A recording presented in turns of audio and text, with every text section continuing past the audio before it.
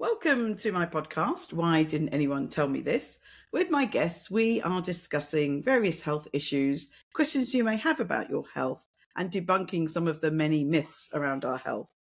And today, it's a great pleasure and long overdue to be talking to Professor Mike Tipton on cold water swimming, benefits and dangers.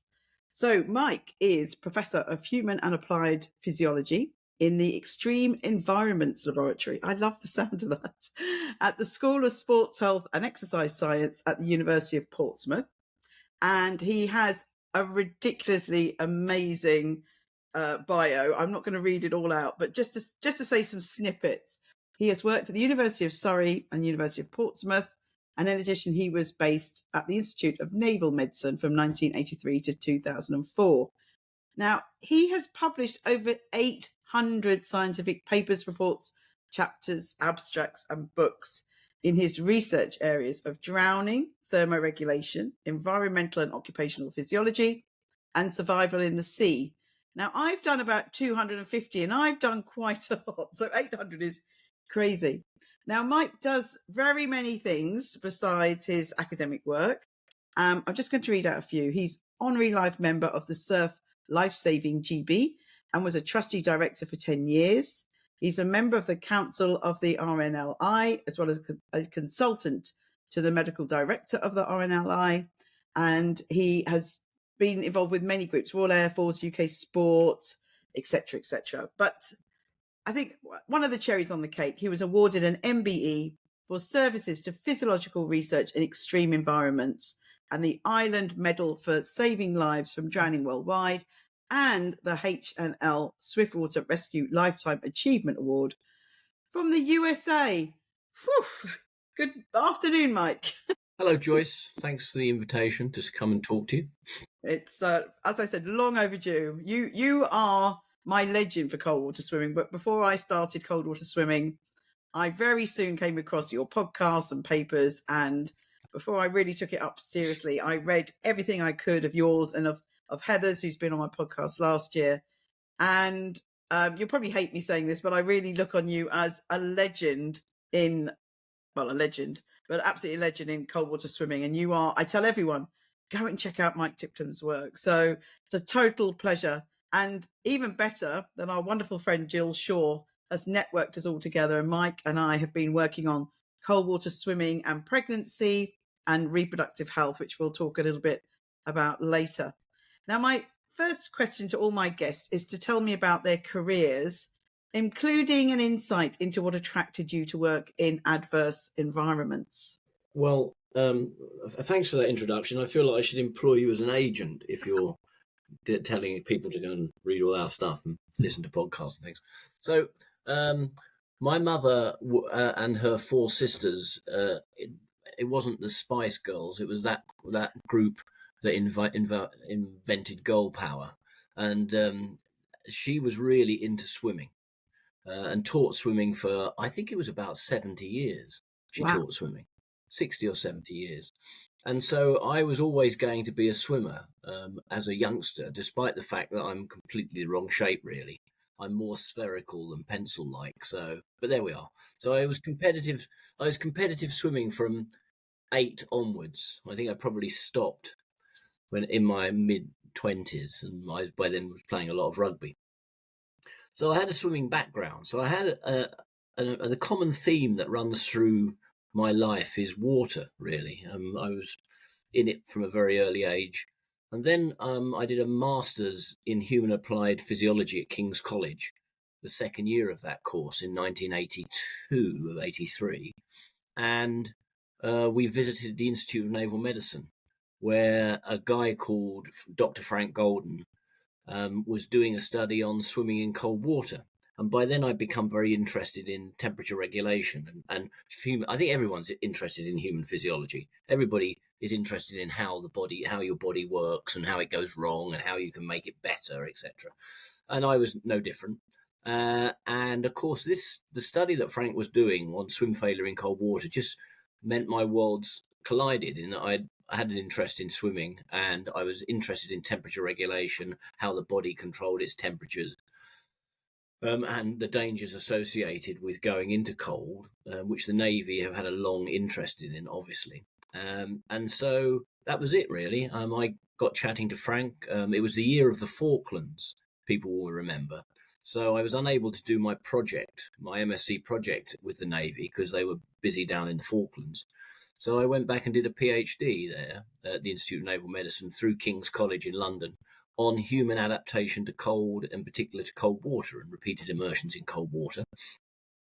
And that started a 35-year collaboration with Frank Golden. You'll see he and I together on many papers, looking at the responses to cold water and the dangers, initially the dangers, because obviously that's where the Navy were coming from.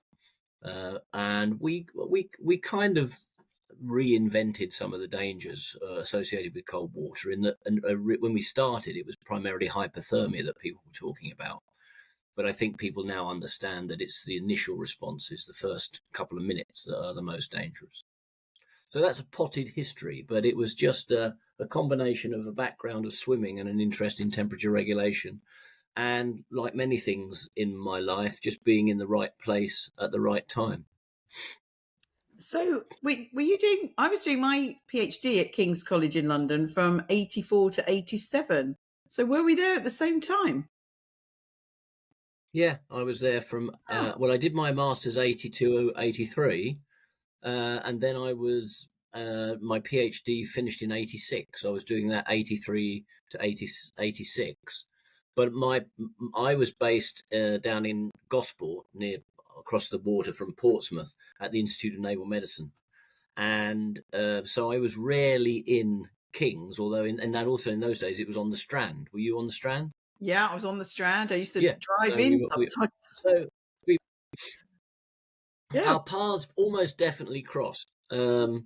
Although, as I say, I wasn't there on a daily basis. Even the MSc I did was really pretty much remote in all the teaching hospitals and then in the military research establishment. So I didn't actually go to London very, very often. I'm sure our paths did cross because I was there all the time, even sometimes overnight. So chances are you were there when I was there. Yeah.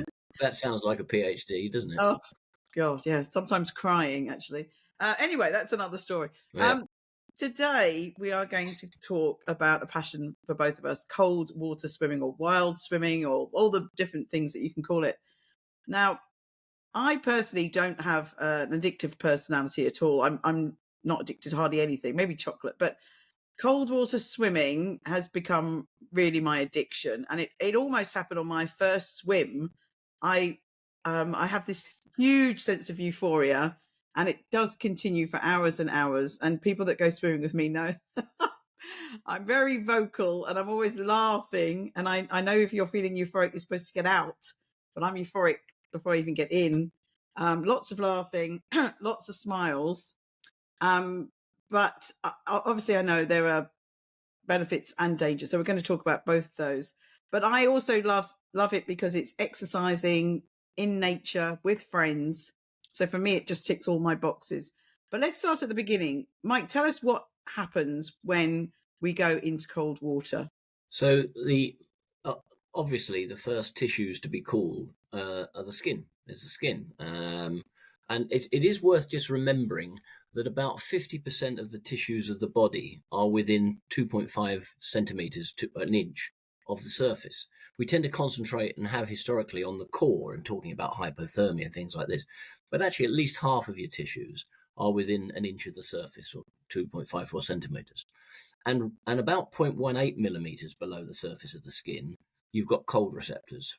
You've got about 4 times more cold receptors than warm in the skin. We're a tropical animal, so we don't like cold very much, and we're geared up to sense it, and particularly changes in temperature. All our sensory systems are more sensitive to change than to a constant environment. So, if you come out of the cinema, you're blinded by the light, but within a minute or two, your eyes adjust, your cells in your retina adjust, and you can see perfectly well. Exactly the same with the skin cold receptors. When you go into cold water, the skin cools rapidly because the water is very good at removing heat. And that change in temperature drives the dynamic response of those cold receptors, which is an enormous afferent output into the central nervous system. And that afferent output drives gasping, hyperventilation, an increase in the cardiac output, increase in the work of the heart rate, and the release of an awful lot of stress hormones. So that's your first response, and it was known about for quite a long while. It was, but it was mostly of academic interest. And in about 1977, the Home Office published a report that I think was quite a watershed, in that we looked at it and it said that about 2/3 of those people who die going into cold water do so within 2 or 3 meters of a safe refuge, and about 2/3 of them were regarded as good swimmers. And up to that point, people were talking about hypothermia, and this is the big danger. And you still hear that bandied about. You people die from hypothermia in 4 minutes. Well, they don't. It's a physical impossibility for an adult to cool enough to die from hypothermia in 4 minutes. And so it's quite clear that something more rapid was happening. And so we started doing research into sudden changes in skin temperature and immersing people in cold water. And we saw these responses that I've described, and we decided that we would call them cold shock, not because of the medical, because it's not a medical definition of shock is quite different, as you know, but it's just a shocking experience, and it was a nice, catchy phrase that people would remember. And we think that we thought that cold shock was probably what was killing these people that were dying within minutes of going into water. And then something like the UK National Immersion Incident Survey suggested that around about 60% of those that die in the first minutes of immersion, about 20% from longer term immersions, about 20% around the time of rescue, which is a fascinating subject in itself. And so that was it. I mean, we did, that was 10 or 15 years of research summarized in a minute. But that first sudden change in skin temperature that drives the cold shock response is the first response that people get. And after that, I talk about it in terms of a cold front moving into the body. So the next tissues to cool are slightly deeper than the skin, but they're the superficial nerves and muscles. And we know from work that we and others have done that once muscle temperature gets to about 27, it stops functioning properly. You become physically incapacitated. The nerves stop firing as frequently and as well, and so you become physically incapacitated. And that can happen as soon as 10 minutes in very cold water. And then the third tissue to be impacted, or the third set of tissues, are the deep tissues, and that's hypothermia. But as I say, that's not going to happen in an adult human in less than about 30 minutes of immersion as a minimum. So most of the people who do open water swimming and cold water swimming are much more likely to experience skin and superficial cooling, that 50% of the tissues of the body that are within an inch of the surface, than they are deep body cooling. So that all sounds quite drastic. So is it really good for us? What's the benefits of doing cold water swimming? Well, I should ask you, really. We've got it the wrong way around. So it's cold is a double-edged sword.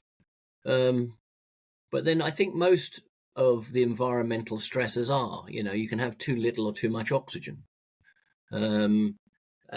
So that cold shock response is, I would argue, is probably the thing that underpins the beneficial aspects of going into cold water.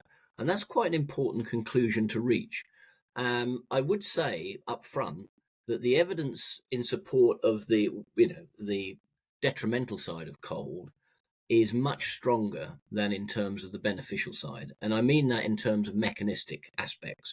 There's lots and lots of papers out there, as you know, where people who are doing open water swimming anecdotally claim that perceptually it's of great benefit to them. And I've given talks to groups like the Blue Tits, where at the end of the talk, people have been in tears talking to me about how it's changed their life, and the kind of things that you said in the introduction, Joyce. So and I'm not disagreeing with that at all, But in terms of what's actually happening and the underpinning mechanisms, we're far less clear on that than we are on the other side of the equation, on, you know, the gasping and the drowning and the fact that you need about just one large inhalation of water to cross the lethal dose for drowning. Anyway, so what's the beneficial side? Well, we know that there's been in the background for centuries, going right back to Hippocrates, a belief that taking to the waters is healthy. The Romans had, in amongst their hot baths, they had a frigidarium, which was a cold bath. So, you know, it's been around a long while, and places like Penzance near me here in Cornwall, and Brighton, you know, exist because of people taking to the waters. It really, as you know, as a pastime, exploded during lockdown with COVID, where people just found their way to the sea because they couldn't go to indoor swimming pools anymore, and numbers exploded. Now, if you ask me, and it's purely speculation, I mean, I can tell you that people say that, you know, there's three major themes you get. Firstly, you get the one that says, I'm alerted, awoken, I get this feeling of euphoria that lasts some time, which you said in your introduction. My immune system is better. I haven't had a cold since I took up open water swimming or cold water swimming. And other people say, well, there's conditions associated with inflammatory responses that are improved by cold water because it's got an anti-inflammatory component. Now, they're all claims that are made. I think we can explain the cold, you know, the awakening and the feeling good for a bit, because that's cold shock. That's all those stress hormones that are released, and then the hormones that are released with exercise. So, you know, the various catecholamines, cortisol, adrenaline, noradrenaline, and then things like endorphins. So I think that's probably, we have a mechanism for that. The immune system is a bit more questionable in terms of the benefits. I mean, there are some studies that suggest that short-term immersions are good for prime the immune system. Depends what markers you're measuring. There's a whole range, as you know, of markers you can measure for the immune system. And then there's actually the number of coughs and colds you get. But longer term immersions, particularly where body temperature falls, deep body temperature falls, may well be detrimental in terms of the function of the immune system. And then the anti-inflammatory thing is probably correct, and that could have an impact on a whole range of conditions, from diabetes through to depression, because they all have inflammatory components. So again, that's pretty hypothetical, but there's a lot of anecdotal evidence to say something's happening, and I mean, for me, that's enough to some extent, because anecdotal evidence is still evidence, and I'm not going to argue with somebody that they can't tell me why it's happening. But of course, as a scientist, which I would come to this first and foremost as, I want to know what the mechanism is, because we might be able to evoke it in other ways that people who can't go swimming can then benefit from. So you could maybe to take a ludicrous example, a cold pressor test where you put your you know, a hand into an ice bath, or your 2 feet into ice baths, could have a similar effect. The other side of the coin, of course, is because it's so multifactorial. You've already mentioned yourself that when you go to the seaside for a swim, or to a lake, or whatever it is, that you meet people, you've got a community, you're in a beautiful place, you're doing exercise, you've gone into a weightless environment. The studies that isolate the active ingredient in that experience have not been done. So they need to be done and be controlled for. And the other point I would make is, from a safety perspective, because I think it's probably that cold shock response that, if you deal with it safely, may well have some beneficial impacts. It doesn't follow that the longer you spend in the water, the better it is for you. But there's a natural inclination in everyone to think, well, if 5 minutes is good for me, 10 minutes must be twice as good for me. And that just doesn't follow with cold water, because as you go in there longer, you start to move towards that incapacitation. And we're seeing it. We're seeing an increase in the number of swimmers who have to be rescued because they've overstayed their welcome in cold water. Yeah. Going back to evidence-based medicine, so evidence, I'm a scientist, it's one of my things is that we should look at evidence-based medicine. And so I was at a talk. I gave a talk in Oslo in January, and then was mentioned to the audience that I was going to go out and go to. It was minus 24 degrees, and I was going to go in the water, which was actually 8 degrees. It was quite warm. And then there was someone in the audience who said, "You've just given a talk about evidence-based medicine, and now you're going to go and do this. What evidence have you got that cold water swimming is of any benefit whatsoever?" And the audience absolutely cheered me, because I said, "Well, we have set up a research group looking at cold water swimming and women's health. And we have a paper coming out next week." Now, again, our paper is quite anecdotal, and it's a survey, but it was very good to actually say, well, we are thinking about it. And yeah, and I agree with you. We've got lots of anecdotal evidence for sure. And going back to the benefits, so one thing that I've really noticed, and we've talked about this before, is the adaptation of our body as we swim year in, year out. So I've exercised my whole life. I've not got any better at any of it. You know, I've just done body balance. Yes, I did body pump, etc., etc. And if anything, as I get older, I've got a bit worse. I can still do the splits. But anyway, with cold water swimming, you get better. Each year, I now only wear a swimming costume. I didn't when I started. I take my gloves and socks off quite soon now. In probably next month, I'll be swimming without them. So I think for a woman who's aging, for me personally, the fact that I feel I've got better at something like swimming that's been a big benefit as well. So tell us about how we adapt as we swim more regularly. Firstly, you're just a spring chicken. You're still very young, so don't talk to me about aging. I can talk to you about. I could also do the splits, but I suspect I can only do them once, and that would be that. So anyway, So we are good at habituating to things, and cold is one of them. Particularly the cold shock response.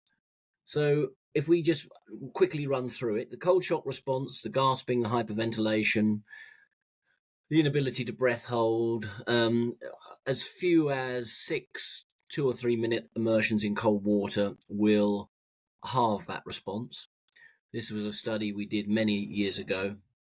And then 14 months later, we found that without cold exposure, that response was still reduced by around about 25%. And that suggests that it's a central phenomenon, and there's also probably a psychological component to it.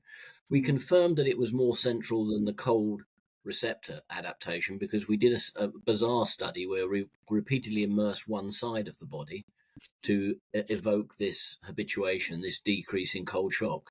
And once we'd done that, we turned the person over, and then we immersed the side that had never been in the cold water and had been kept warm with half a wetsuit. And we found that there was still the same reduction. So that habituation is occurring more centrally than the cold receptors. We've also done studies where we've looked at psychological skills training.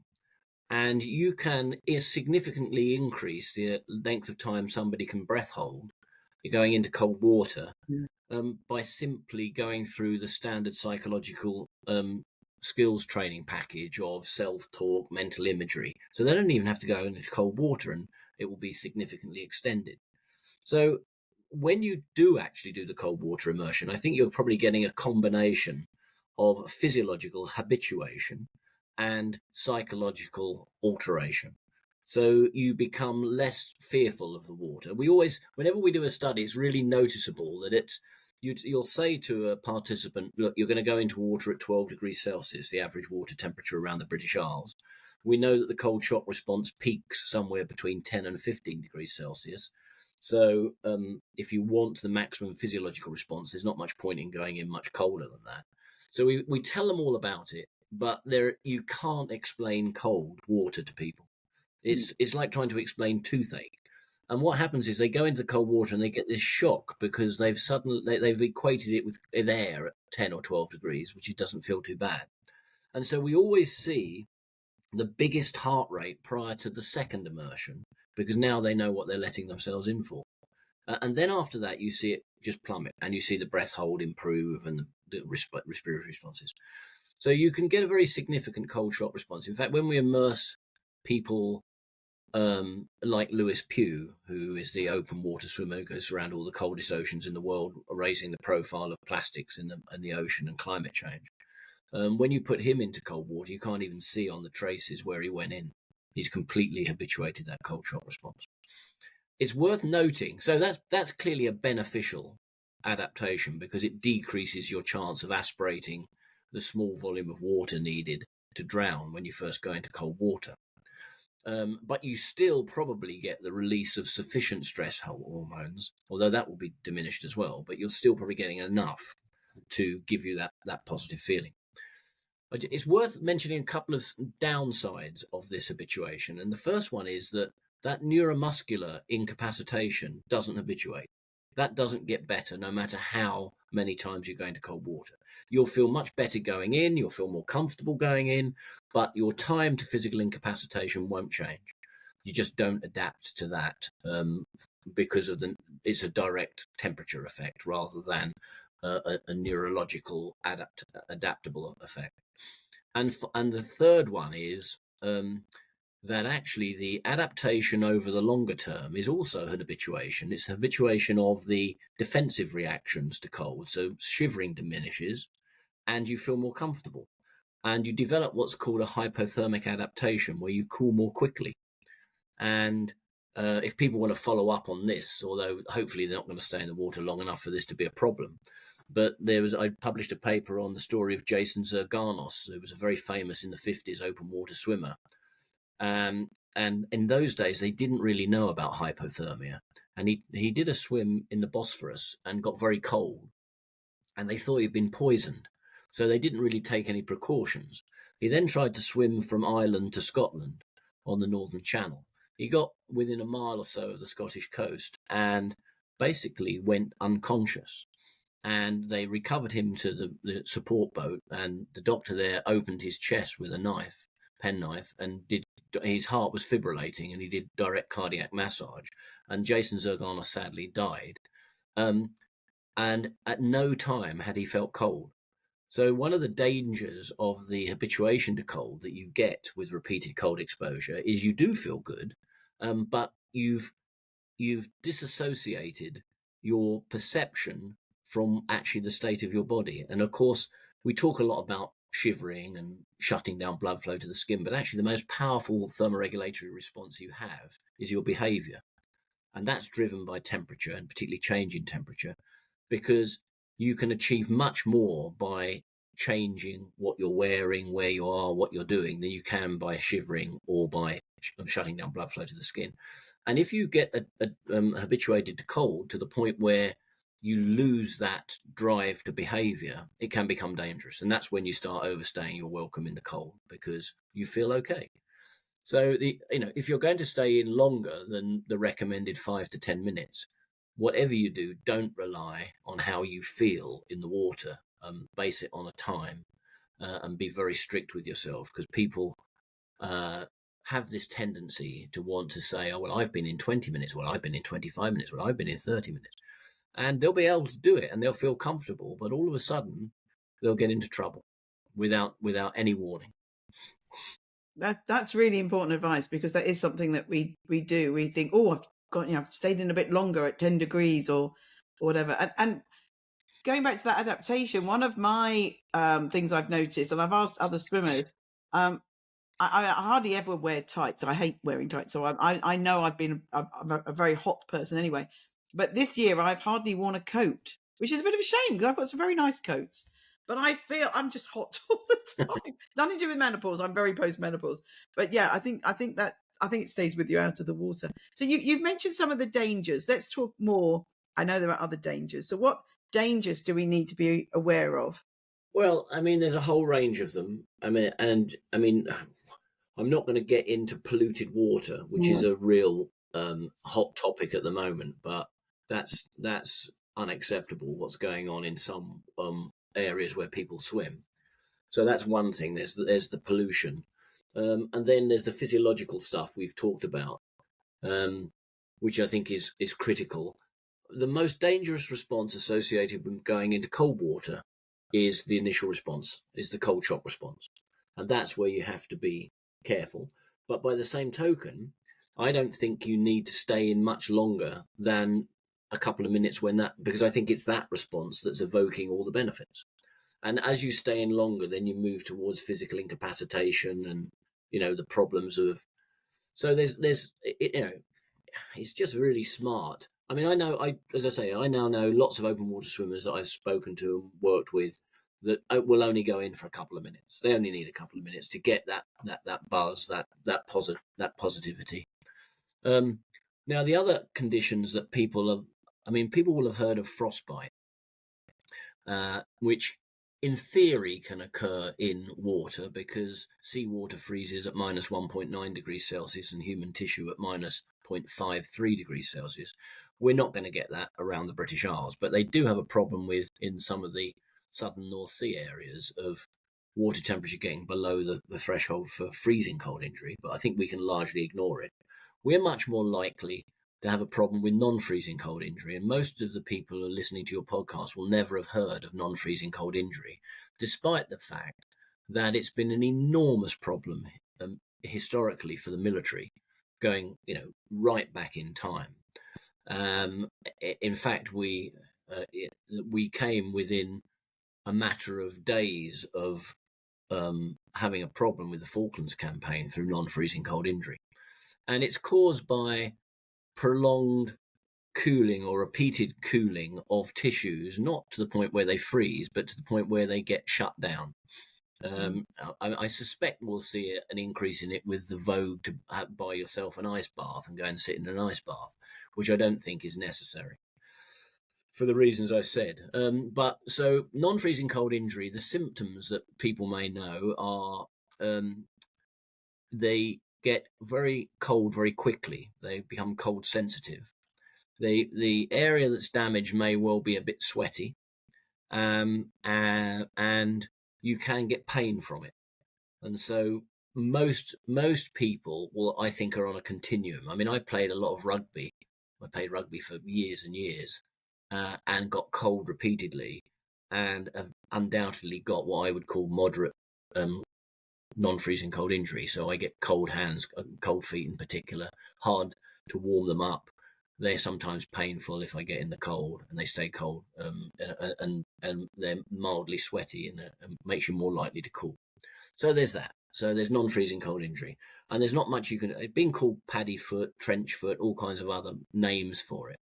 And I suspect that our open water swimming community, and particularly those that are going down the ice route, are experiencing or damaging their peripheral small nerves and vessels, which is the fundamental basis of this injury. Of course, the other thing that we're seeing with increased numbers of people taking to the water is we're seeing increasing numbers of swimming-induced pulmonary edema, and we're seeing increasing amounts and numbers of transient global amnesia.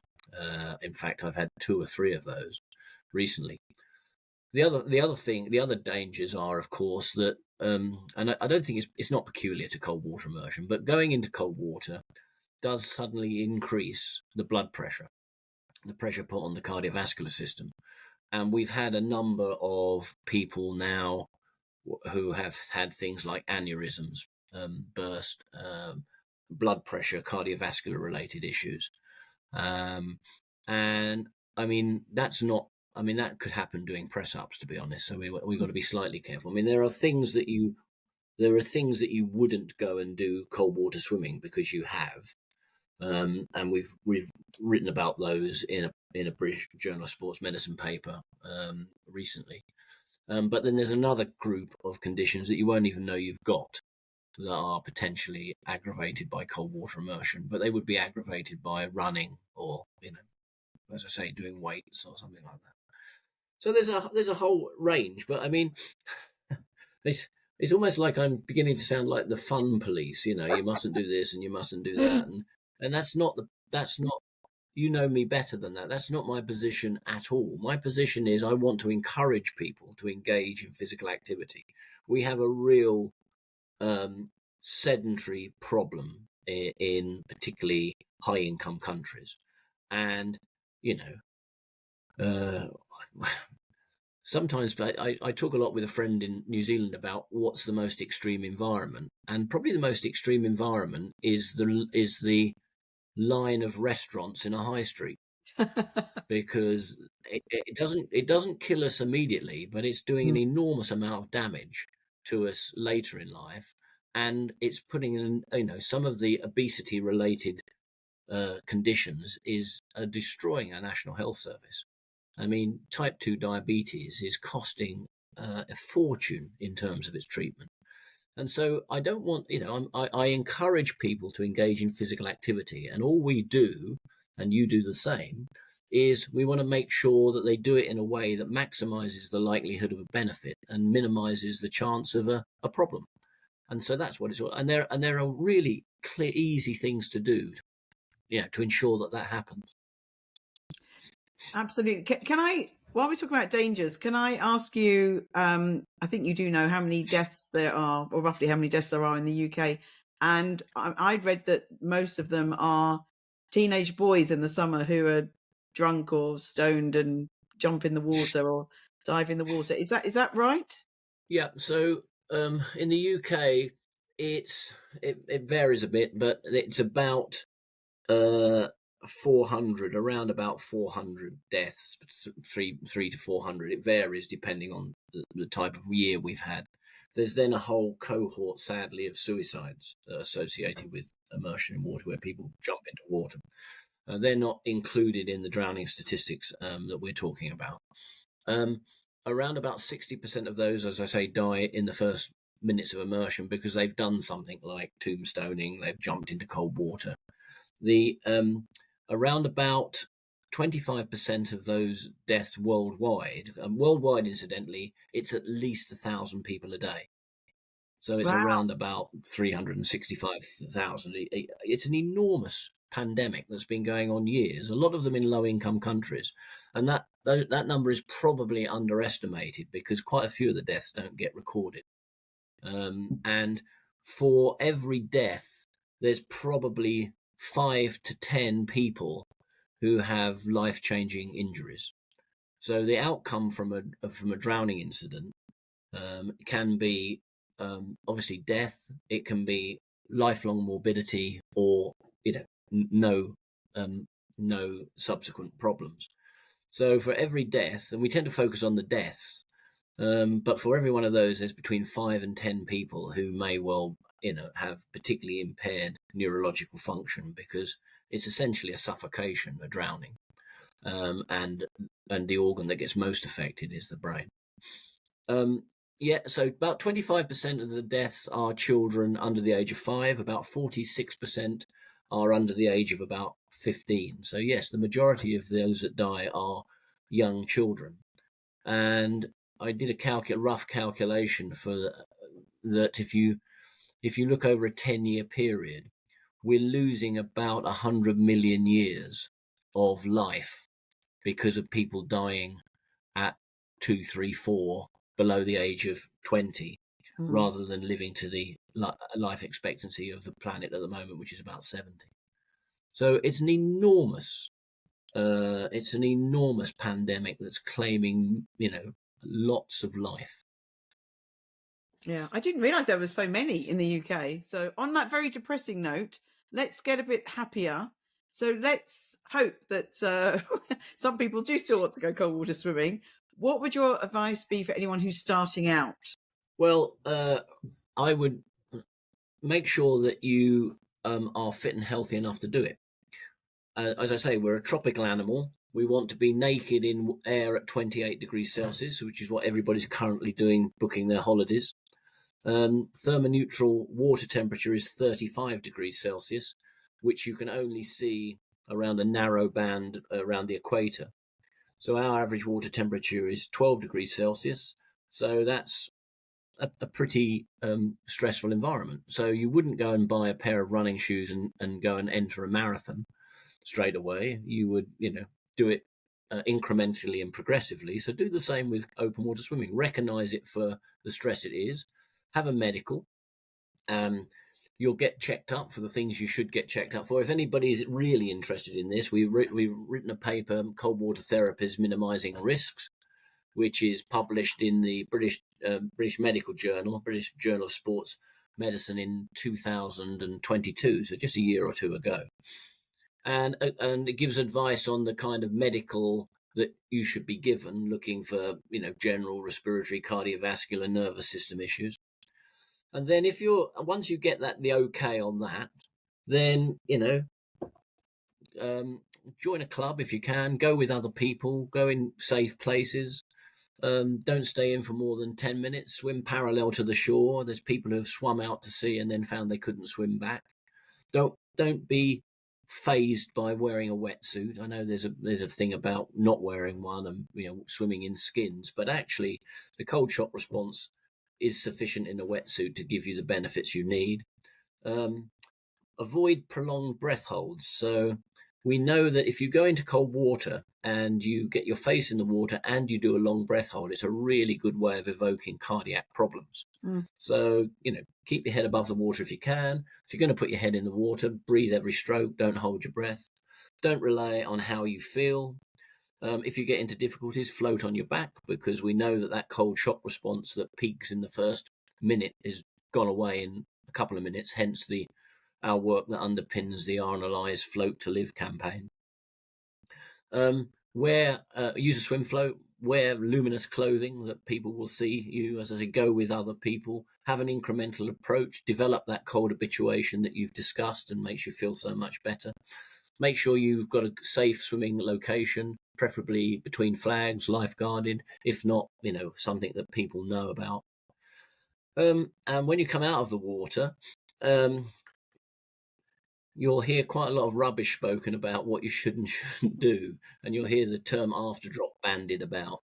Well, if you've only been in the water 5 or 10 minutes, don't worry. Just get yourself warm. If you want to sit under a shower or sit in a bath, then that's fine.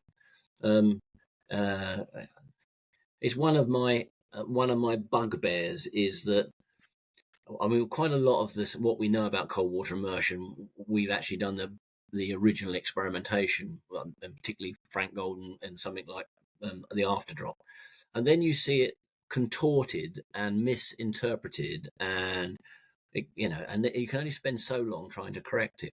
So when you come out, just make sure you get warm. Don't worry about after drops if you've only been in there for a few minutes. But try and make sure particularly your manual dexterity and your, is back to normal before you start doing things like driving a car. And then that paper I just mentioned also gives advice for people who are running courses for people. There's been, as you know, a big upsurge in the number of people who are putting on cold water experiences. And some of them are excellent and really want to understand the basic physiology and do it correctly. Others are in it for making money. So, I would be inclined. Who do you swim with, Joyce? You swim in the Serpentine, or do you swim with the? No, I live near Cambridge, so I swim a lot in the Cam, the Ouse, lakes. We're doing lots of lakes at the moment. I can get to the sea in just over an hour, and tomorrow I'm going to Belfast, and I'm really looking forward to swimming with some Belfast people on Sunday. So whenever I travel, I try and find a local group. But yeah, everything you said is what I've always followed. Mike, I wanted to take up. There's quite a lot of myths. And you've touched on a few already, so I'm going to reel off a few and then go for it. So, and we just I hear opposites all the time. So we've always been told to have a hot drink after cake to get your sugar up. Someone said the other day, you shouldn't hold a hot water bottle on your stomach. I don't use a hot water bottle actually, but someone else did. And they said, that's not good. And then you mentioned about the getting warm after. In Scandinavia, they do the sauna to cold water, and they've done it for centuries. But then people said to me, "Oh no, you shouldn't get in a sauna after you come out of cold water." Are any of them true? Any of them myths? What's the situation? That's like hours we've got to. The trouble is it's not myth, and it's not true. It's all circumstantial. So if you start from the position that people follow the advice of not staying in the water too long, so they are in the water for a few minutes, then just run through them again, and I'll give you a yes or a no to do it quickly. Let's do Hot that. drink was the Hot first drink. one, wasn't it? Hot drink. Hot drink of no use whatsoever in terms of your deep body temperature, but is quite psychologically comforting, because you're actually going to warm up the mouth. You're going to warm up some receptors in the mouth. It's going to make you feel warm. It's going to make you so psychologically great. If you imagine that your average cup, let's be generous and say it's 400 mils, and you're pouring that into a body of 75 litres, 75 kilos of fluid, it's not going to make much difference, is it? So it doesn't make much difference to your deep body temperature, but it might make you feel good about the world, and as will a bit of cake. If you've been in the water just a short period of time, then you will not have become hypoglycemic. 5 or 10 minutes of exercise doesn't justify a piece of cake, I'm afraid. However, again, there are quite a lot of what people talk about in terms of cold water immersion is actually the perception of well-being. And if that's part of the perception, then I'm nowhere near brave enough to tell the blue tits that they shouldn't have cake. Crikey. My life expectancy would be measured in minutes. So, but you don't need to do it for, you just haven't. Now, if you're just done an hour's swim training and you come out, then there's probably a bigger argument for having a resupplying your muscle glycogen, which you've been using, but not for a short-term immersion. What was the next one?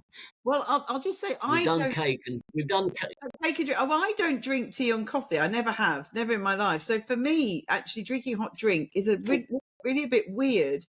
But recently, even in winter, I've noticed I have stopped doing it. So I'm glad I've stopped doing it. The hot water bottle, which I'd never heard before. Lots of women I see hold a hot water bottle to their stomach, and someone said recently you shouldn't do that. Right. So one of the things that cold can do, provided you've been in it long enough, again, it's a circumstantial thing, is it anesthetizes the cold receptors. So you go from feeling very cold to just feeling nothing. Yeah. So you're numb. And what that means is you're not very good at perceiving whether something's burning you or not. So, if you've got somebody who's profoundly cold and hypothermic, you don't get them to warm up by a fire, because you go, the next thing you know is they've burnt themselves. So there's an element of truth in that, because of the anesthetic and analgesic effect of cold on the peripheral cold receptors, and you won't know whether you're too hot or not. However, it comes back to the very fact that you want to put it on the body is just to increase your comfort. And if you've been in 5 or 10 minutes, then we have people in the lab that we put into cold water for an hour in 10 degrees, and when we come out, we just put them into a hot bath to rewarm them. Because rewarming collapse has to be somebody who has been in the water a long while, has lost a lot of circulating blood volume, is hypovolemic, is borderline conscious with hypothermia. If you take those people and you put them into a hot environment, there's a chance that their blood vessels will open up, and because they've lost a lot of their circulating blood volume through cold-induced diuresis, they'll feel faint and collapse. And this happened in the Second World War, when casualties were taken from the water and put into the engine room to rewarm, and they suffered rewarming collapse. It's not going to happen after a 5 or 10 minute swim in cold water. So, you can stand on the beach shivering like mad in a robe, trying to warm up with a piece of cake and a cup of coffee that will do nothing in terms of your thermal responses. But you'd be much better off just getting under a shower, and that's why people are putting stuff to their body, is they're trying to get comfortable as quickly as they can. It's potentially hazardous if the water bottle's too hot and you've lost sensation because of the cooling. Yeah. I lost you there for a minute. I just lost my Wi-Fi for a bit. Did you answer about the sauna? So, these Scandinavians, that seems a good thing then, what you're saying. Volumes that produces urine. If all of that's happened and you're semi-conscious and you're baroreceptor reflexes, which are the reflexes that maintain your blood pressure, are dulled by cooling, then it's not a great idea to go into the heat. And as I said earlier, that's exactly what happened to people who were taken from the cold water in the Second World War and put into the engine room to rewarm. It was too warm for them. Yeah. People who are doing open water swimming are not going to be in that state. If they're in that state, they're not going to be going into a sauna. They're going to be going into accident and emergency. And so, however, so if you've been in just a couple of minutes, Yeah. there's absolutely no problem with jumping into a sauna for a few minutes to warm up. With all of this, as I say, we put people into a hot bath after they've come out of the cold water. The only thing we are always careful about is you don't overstay your welcome. Just as you don't overstay your welcome in the cold, you don't overstay your welcome in the heat.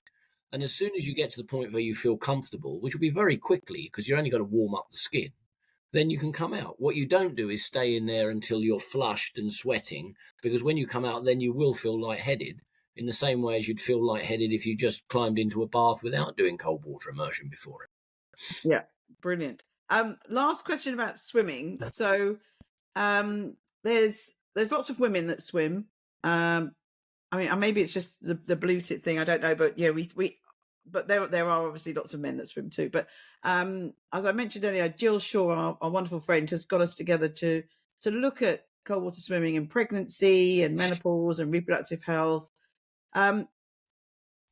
What do you think we need to do around helping women? Do you think cold water swimming is helping women during some of their reproductive health issues or during pregnancy and menopause? I think it is. In fact, I know it is because we've just published the paper on it. Thank you. And that, I mean, just for people who are listening, that paper, which was Megan Pound and Associates, which is actually that group that we pulled together when Jill got in touch some time ago. The paper of the paper is How Do Women Feel Cold Water Swimming Affects Their Menstrual and Perimenopausal Symptoms. Mm-hmm. And quite a few of them, I was 114, you have to correct me if I get it wrong, Joyce, but it's 114 women, I think. And they talked about it reduced their menstrual symptoms, notably the psychological symptoms, the perceptual symptoms of anxiety, mood swings, irritability, and the perimenopausal women, reductions in anxiety, mood swings, low mood, and hot flushes. So again, it's an anecdotal study, and really importantly for me, and I think this is important, the conclusion to that paper was women felt that cold water swimming had a positive overall effect on menstrual and perimenopausal symptoms, and then studies on other forms of exercise to relieve menstrual and perimenopause symptoms may show similar findings, and that's a really important thing, because that's a call for studies that have control branches and control arms. But so it seems to be beneficial. But we're kind of at the start of that journey, aren't we? I mean, the first thing you do is you establish that there's something going on, and then the next thing is to establish how it's going on and when it goes on and when it doesn't go on, and it's the next step. And so absolutely fantastic that people are feeling that doing this is good for them. There's obviously a risk associated with it. We're trying to maximize the benefits and minimize the risks. But what we've really got to do now is isolate the active ingredient in that experience, so that we can say exactly what's going on, not just at a physiological level, but perhaps at a biochemical level, a molecular biological level, and that we can activate maybe those pathways by alternative means.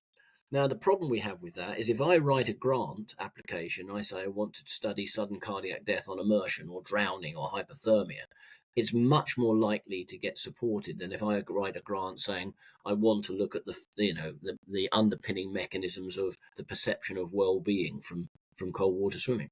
Yeah. And until people appreciate that these non-pharmacological approaches are a better way to go, so people are not, dependent on drugs and are not able just to sit at home and do nothing, and need to go out and actually engage in physicality. The sooner we appreciate that, I think the more likely we'll get those studies funded. We've become what I call thermostatic. We sit about all day in temperature controlled rooms. We recreate next to the skin exactly the same temperature profile that we would have got if we were naked in East Africa, where we evolved. And we've done it through a technological thing. I mean, other animals have got blubber and fur and different things. Humans have done it, have left their tropical origins by their intellect and by their technology. The problem with that is, one, we're consuming Earth's resources to create that environment next to the skin that is the same as if we were naked in Africa. And the other problem is we never challenge, we don't perturb our systems that keep us fit and well. And it doesn't matter whether it's the musculoskeletal system, it doesn't matter whether it's the metabolic system, it doesn't matter whether it's the thermoregulatory system. Unless you perturb those systems, unless you challenge them, then you don't maintain the systems necessary to be healthy and control those and regulate those systems. And therein underlines, therein lies a really strong argument for, making sure that we're out there doing stuff so that we actually keep challenging the physiological systems of the body and maintain their functionality. Yeah, well said. I really am on a campaign to help motivate postmenopausal women to get out there, exercise in nature, be with friends. Don't go to a coffee shop. Go for a walk with your friends. And I just think the cold water is sort of the cherry on the cake for me. But you've been training for Ironman. How's it going? And have you done it before? Are you mad? So, I mean, I've always been sports orientated, from swimming to rugby to triathlon. It was in that order, because I couldn't manage contact sports anymore because it was taking me too long to recover. Yeah. And I started doing triathlon when I was about 40, I suppose. And as you normally do, you progress through up to Ironman. And then I decided I would do an Ironman every 5 years, which I've done since 45. I always, tongue in cheek, so I do it because it's cheaper than Bupa. Because if I survive the last one, then I think I'm probably okay for about 5 years. I hope that doesn't come back to bite me. So I'm currently so I've done one every 5 years. I used to do Nice. I'm for various reasons I'm not doing Nice anymore. I've switched to Austria. So I'm doing I'm training for the Austrian Ironman in June. So my plan is to be the only, in my age group, the only person left doing it, so I can claim to be world champion, not because I'm any good, but because I'm. And is it going well? On a scale of 1 to 10, where 10 is going really well and 1 is it's not going as well as I'd like, I'm closer to 1 than 10. But it's an interesting thing, though. How much less spare capacity you have when you get older. I mean, when I was younger and doing them, I didn't really need much training because you've got so much spare capacity. But now I'm in my mid-60s. I find that I have to work harder, and things go away much more quickly. So, even between training sessions, I find I'm just not retaining that. So that's harder. And also there's lots of other pressures on you to do other things. And also there's psychologically, it's very easy. And I think a lot of people fit into this category. And one of the reasons why people are not doing exercise, because it's so much easier not to do it. Yeah. You say, oh, I'll do it tomorrow. I'll do twice as much tomorrow. And my mantra, and somebody needs to write a book on training as you get older and the psychophysiology of training as you get older, because my mantra is learn to listen to your body and know when it's lying. Because my body will tell me almost on a daily basis that I shouldn't do anything. I should have a sit down and have some cake or chocolate and maybe do some more tomorrow. But it's lying.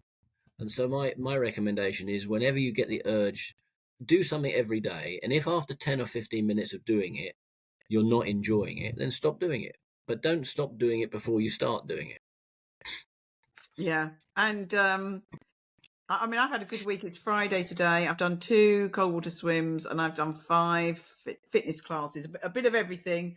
So a bit of sort of yoga, a bit of weight. So yeah, we don't sit in, everyone. Just get out there, do something. Your body will be thankful.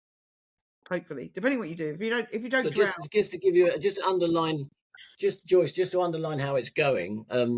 A big step forward for the triathlon this week is I found my bike. Have you got a puncture? So that's good. No, I did. I had to go and get the bike. Have some maintenance done, and I Okay. probably start cycling next week. So, And but when I've still got 4 months. Oh, 4 months. Okay. Right. It's middle of June. Okay, we'll be behind you, Mike. We'll not literally, but we'll. Yeah, no, I doubt there'll be many people behind me, to be honest. And my final questions, which I asked all my guests: have you heard people say, "Why didn't anyone tell me this?" And if so, what were they asking? Um,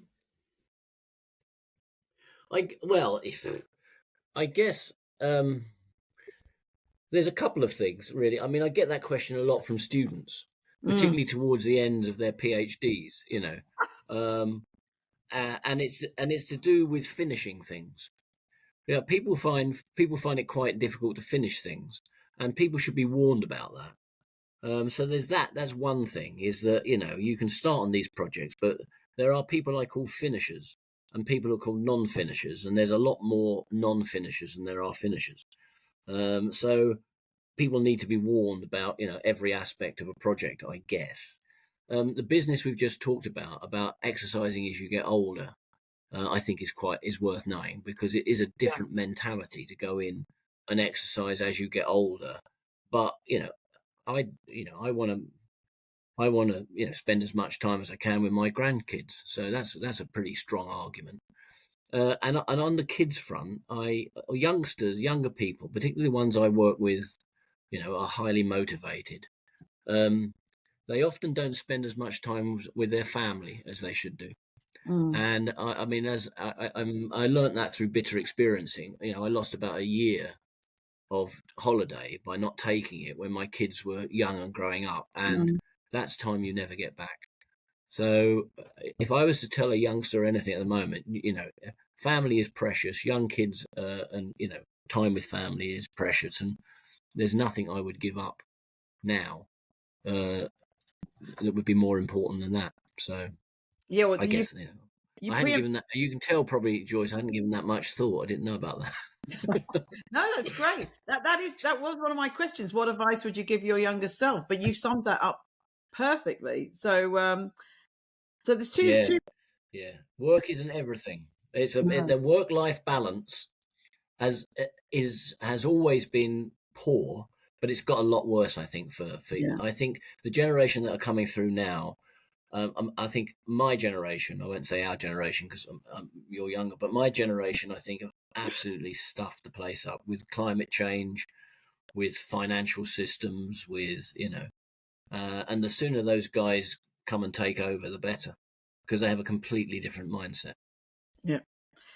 I keep telling you, Mike, I'm not that much. I'm 61, so I'm not that much younger than you. Oh yeah, but 61, crikey! I was leaping tall buildings when I was 61. Thank you. I'm not leaving at all. So, last couple of questions. You've done so much in your life. What motivates you? Those drowning statistics. Mm, That was the thing. It's great working. I mean, we about half of what we do is fundamental research, and then of the other half, about a third is with elite sport, a third with the military, a third with industry, and that's all great. It's lovely working with some of the elite sports people and just seeing how they perform.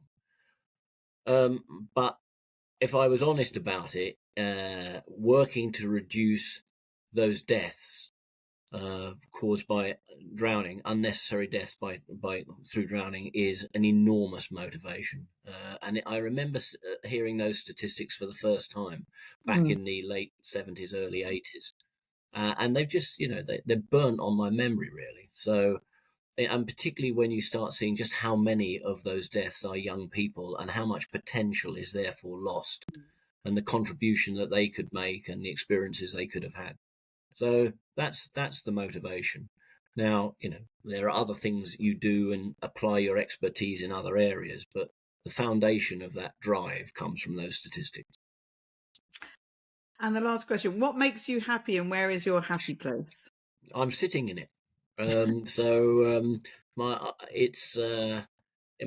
Obviously, from what I said, being with the family, which is now down to grandchildren, which is great.